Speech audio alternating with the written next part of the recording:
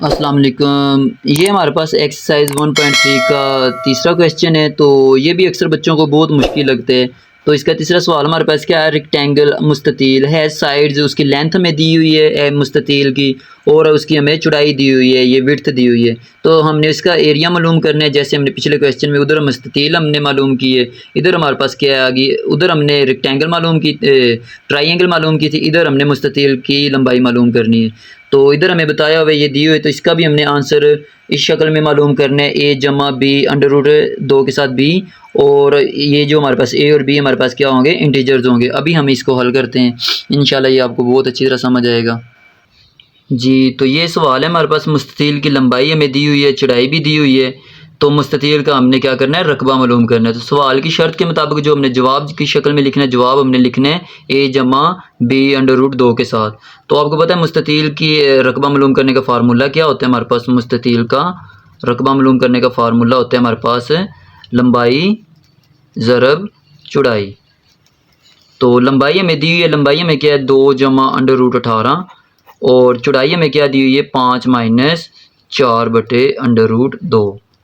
तो हमारे पास ये 18 को हम क्या करेंगे, अंडर रूट 9 और अंडर रूट 2, क्योंकि ये दोनों आपस में ज़रब दें तो अंडर रूट 18 ही बनेगा। और 5 माइनस 4 को हम लिख देंगे 2 ज़रब 2 अंडर रूट 2। तो 2 जमा ये हमारे पास 9 का अंडर रूट क्या होता है हमारे पास, ये 3 होते हैं, अंडर रूट 2 की 3।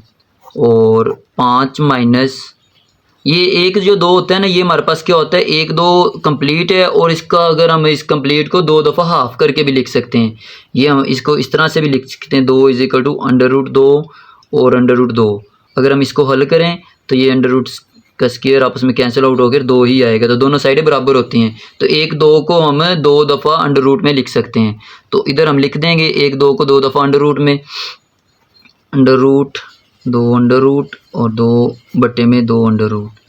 तो ये 2 इससे कैंसिल आउट हो गया, तो हमारे पास क्या बच गया, 2 जमा अंडर रूट 2 की 3 और 5 माइनस अंडर रूट 2 की 2, ये 2 की 2 बच गया हमारे पास। अब ये आपस में मल्टीप्लाई कर देंगे, 2 को 5 से ज़रब दिया तो 10 हो गया, 2 5 10, और इससे माइनस से 2 को माइनस अंडर रूट 2 की 2 से ज़रब दिया तो अंडर रूट 2 की 4 हो गया माइनस में, और जमा माइनस जमा जमा जमा अंडर रूट 2 की 15 हो गया हमारे पास, और जमा माइनस माइनस।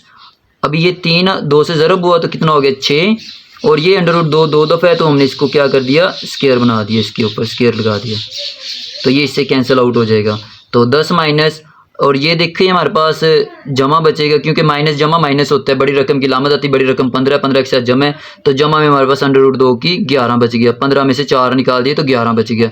तो माइनस 6 और इधर 2, तो 10 जमा अंडर रूट 2 की 11 और माइनस 12।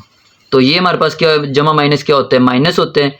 तो बड़ी रकम की लामत आती है, बड़ी रकम 12 है, तो 12 के साथ माइनस है, तो माइनस 2 बच गया, जमा अंडर रूट 2 की 11। तो सवाल की शर्त जो थी हमारे पास, वो शर्त क्या थी, हमने आंसर इस शक्ल में लिखना है, ए जमा अंडर रूट 2 की बी। तो उस शर्त में अब आंसर हम लिखेंगे इधर ए जमा अंडर रूट 2 की बी।